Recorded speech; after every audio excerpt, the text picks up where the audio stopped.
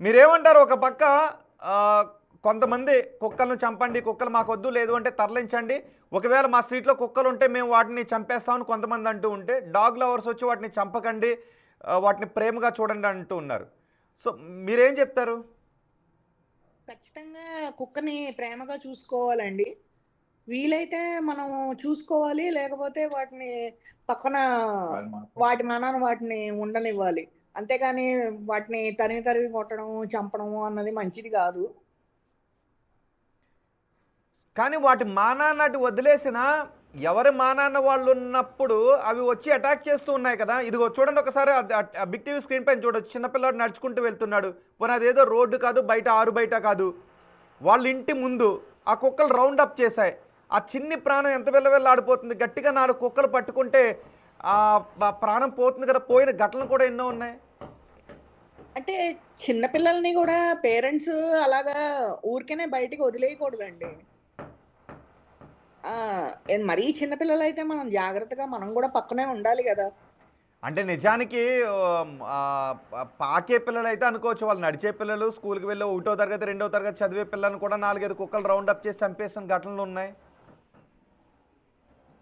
అది అది ఎక్కడో గాని జరగదండి. అది ఏంటంటే ఇప్పుడు వాళ్ళు గూడా ఏదన్నా చేసుండొచ్చు. యాక్షన్‌కి రియాక్షన్ ఉంటుంది. అంతేగాని డాగ్ స్వతహాగా వచ్చి హార్మ్ చేద్దాం అన్న థాట్ ఉండదు దానికి. నో. నో. ఇప్పుడు మీకు అదిగో స్కా ఓకే. ఆ పిల్లాడి చేతిలో ఒక కర్ర లాంటిది కనబడుతుంది. అంటే ఆకు సంథింగ్ ఏదో. కానీ ఆ కుక్క జోలికి వెళ్ళలేదు. ఇట్లా అనుకుంటూ చూడండి ఒక్క ఒకసారి నిమిషం ఇదిగో ఈ పిల్లాడు పరిగెట్టుకుంటూ వస్తున్నాడు. కనబడట్లేదు. సార్ నమస్తే అండి. నమస్తే అండి. సార్ నా పేరు జగన్ అండి. జగన్ గారు చెప్పండి. ఇప్పుడు మీరు అడిగిన ప్రశ్న 100% వ్యాలిడ్ అండి. నేను కాదనను. ఓకే. కాకపోతే ఇప్పుడు మన రోడ్ మీద ఇలా వెళ్తూ ఉంటాం సార్. జగన్ గారు బండి ఏదో కొంచెం మొబైల్ మీ వైపు స్ట్రెయిట్‌గా పెట్టండి. కార్నర్‌లో ఉంది సరిగ్గా. ఓకే. ఓకే. రైట్ అండి. మీరు ఇప్పుడు మొబైల్ చూసి మనం మాట్లాడండి. అవును సార్. వెహికల్ మీద వెళ్తూ ఉంటామండి. చిన్న ఎగ్జాంపుల్ ఇస్తున్నాను సార్. మీరు చెప్పిన పాయింట్ ఐ యాక్సెప్ట్. ఓకే. ప్రమాదం జరిగినప్పుడు ఎవరికైనా అది ఇబ్బంది. అది పిల్లలకి అవనియండి, జంతువులకి అవనియండి, మనకు అవనియండి. నేను కాదనను. కాకపోతే ఒకటి ఆలోచించండి సార్. ఇప్పుడు మనం బయటికి వచ్చినప్పుడు వెహికల్ ఏదైనా గుద్దేసింది అనుకోండి పిల్లల్ని, ఆ వెహికల్ బ్యాంక్ చేసేస్తారు సార్? చెప్పండి సార్.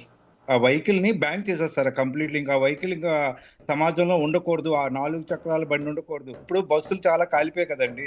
మరి బస్సులు ఎందుకు బ్యాన్ చేయట్లేదు సార్? మొత్తం వాల్వో బస్సులన్నీ బ్యాన్ చేసేయండి. ఎందుకు బ్యాన్ చేయట్లేదు? నాకు మీ ఆన్సర్ కావాలి సార్. ఓకే. ఎందుకంటే ఆ వ్యాన్‌కి టెక్నికల్ సమస్య వచ్చిందో లేదో మనం కనుక్కోవడానికి అవకాశం ఉంటుంది. కానీ కుక్కలకి ఎగ్జాక్ట్‌లీ. టెక్నికల్ సమస్యో అది ఏం ఆ! ఆలోచిస్తుందో జనం ఆహ్, తెలుసుకునే అవకాశం ఉండదు కదా! కరెక్ట్‌గా మాట్లాడుతున్నారు సార్. మీరు చాలా కరెక్ట్‌గా మాట్లాడారు సార్. ఇప్పుడు ఏంటంటే అదే టెక్నికల్ రీజన్స్‌లో government should involve in a Jagan garu మీ ప్రాపర్ వే. ఫ్రేమ్ కొంచెం ప్రాపర్‌గా లేదు. కొంచెం మీరు వెనక్కి కూర్చోండి సెటిల్డ్‌గా. ఓకే. ఓకే. ఆ పొజిషన్‌లో ఉండి నేనంటుందేంటంటే మాట్లాడండి. Okay. Government initiative should be in a proper way అండి. హ్మ్. ఎందుకంటే ఇప్పుడు చాలా పెట్ హాస్పిటల్స్ ఉంటాయి. హ్మ్. ఓకే. ఆ పెట్ హాస్పిటల్స్‌లో చాలా మందికి ఎంప్లాయీస్‌కి వ్యాక్సినేషన్స్ లేవండి. హ్మ్. 1. 2 రెండోది ఒక టైంలో వ్యాక్సినేషన్స్ డ్రైవ్ అనేది చాలా పర్ఫెక్ట్‌గా జరిగేది. హ్మ్. ఓకే. అది జరగట్లేదు గవర్నమెంట్ నుంచి. ఓకే. మూడోది why can't they give some shelters అండి. ఏదైనా చిన్న నేను కాదనట్లేదు. మనుషుల్లో 10 మంది ఎంత మంచిగా ఉంటారో, ఇద్దరు ముగ్గురు మంచిగా ఉండరు. ఓకే. మనుషుల్లో కూడా అంతే. జంతువుల్లో కూడా అన్ని జంతువులు ఒకలాగా ఉండవు. ఇప్పుడు ఎవరో దొంగతనం చేశారని అందరిని అరెస్ట్ చేసేస్తామండి? కానీ చేయం కదా! కానీ జగన్ గారు ఇక్కడ మనుషులకి మన అవేర్‌నెస్ తీసుకొని రావటానికి రకరకాల మాధ్యమాల ద్వారా చెప్తుంటుంటాం. చట్టాలు చేస్తాం. ఎగ్జాక్ట్‌లీ. సో, జంతువులకు అర్థమవుద్ది. కూడా ఉన్నాయి సార్. కానీ కుక్కలకి సార్ అది అర్థం కాదు కదా! జంతువులకు కూడా ఉన్నాయండి. సార్ కుక్కలకి మనం జంతువులకు కూడా ఆదేశాలు జారీ ఉన్నాయండి. చేయడానికి అర్థం కాదు. ఖచ్చితంగా మీరన్నట్టుగా వ్యాక్సినేషనో, లేదంటే ఏబీసీ బర్త్ కంట్రోల్ ప్రొసీజర్‌నో, ఇంకేదైనా చేయాల్సిన అవసరం ఉంది.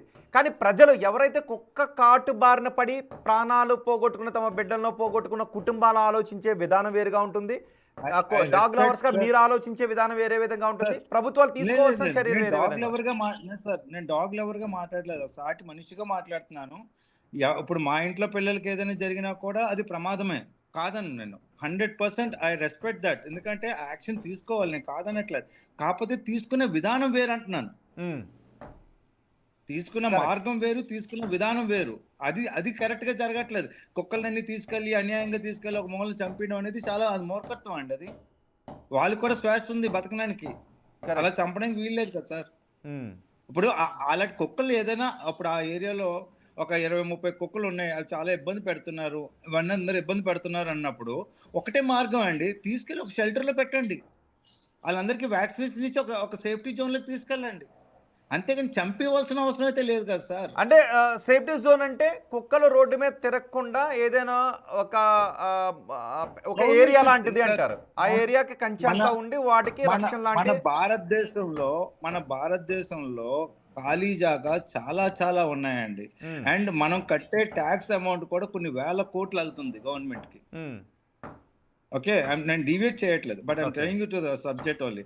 సో ఎక్కడో దగ్గర అలొకేట్ చేయొచ్చండి, లేదంటే ప్రతి జంతు ప్రేమికుడి దగ్గర ఒక ఒక సమ్ అమౌంట్ చార్జ్ చేయండి, నో ప్రాబ్లం ఫర్ ఇట్. ప్రతి జంతు ప్రేమికుడు దగ్గర కొంత అమౌంట్ ఛార్జ్ చేసి వాటికి స్థలాలు కేటాయిస్తే బాగుంటుంది అంటారు. ఇస్తారా జంతు ప్రేమికులు?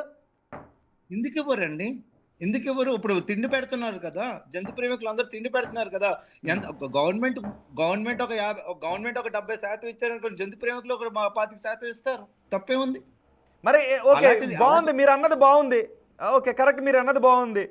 కానీ ఇలాంటి ప్రపోజల్తో మీరు ఎప్పుడైనా గవర్నమెంట్ దగ్గరికి వెళ్ళారా? ఎవరైతే కుక్క కాటు బారిన పడి